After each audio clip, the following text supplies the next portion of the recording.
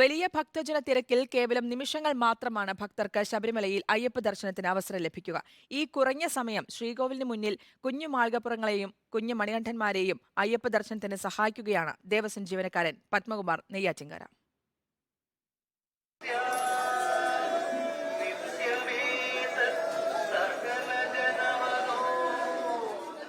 മണിക്കൂറുകളോളം ക്യൂവിൽ കാത്തുനിന്ന് അയ്യപ്പ സന്നിധിയിലെത്തുമ്പോൾ തിക്കും തിരക്കും കാരണം കുഞ്ഞു മാളികപ്പുറങ്ങൾക്കും കുഞ്ഞു മണികണ്ഠന്മാർക്കും അയ്യപ്പസ്വാമിയെ കൺകുളിർക്കെ കാണാൻ കഴിഞ്ഞെന്ന് വരില്ല.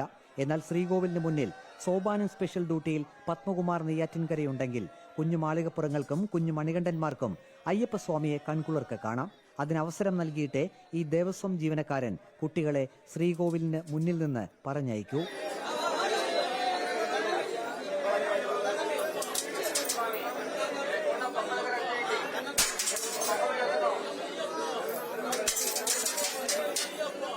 കുഞ്ഞു മാളികപ്പുറങ്ങൾക്ക് പ്രത്യേക പരിഗണനയാണ് ഇദ്ദേഹം നൽകുക. അതിന് ഒരു കാരണവുമുണ്ട്. കൊച്ച ആൺകുട്ടികളായാലും പെൺകുട്ടികളായാലും ഭംഗിയെ തൊഴിയിക്കണമെന്നത് നമ്മുടെ ഒരു കർത്തവ്യമാണ്, കടമയാണ്. പിന്നെ പ്രത്യേകിച്ചും കുഞ്ഞു മാളികപ്പുറങ്ങൾ അവരെ ചിലപ്പോൾ ഇനി നന്നായി തൊഴാൻ പറ്റില്ല. ഇനി 50 വയസ്സ് കഴിഞ്ഞാൽ ഇനി സന്നിധാനത്തേക്ക് വരാൻ കഴിയുള്ളൂ.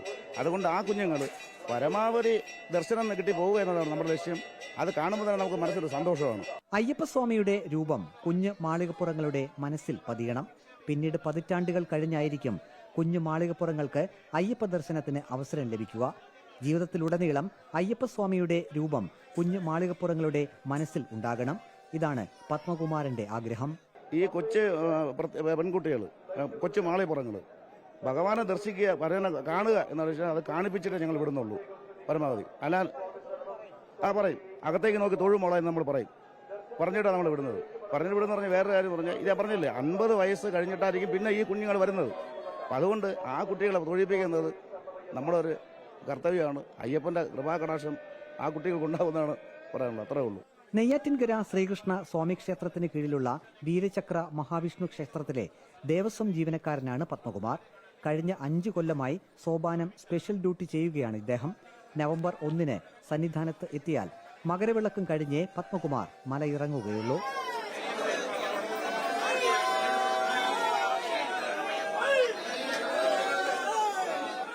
ഇങ്ങനെയുള്ള കുഞ്ഞ് മാളികപ്പുറങ്ങൾക്കും കുഞ്ഞു മണികണ്ഠന്മാർക്കും എന്നും നല്ല അനുഭവമായിരിക്കണം ശബരിമല അയ്യപ്പ ദർശനം. അതിനുവേണ്ടിയായിരിക്കണം അധികാരികൾ ശ്രദ്ധിക്കേണ്ടത്.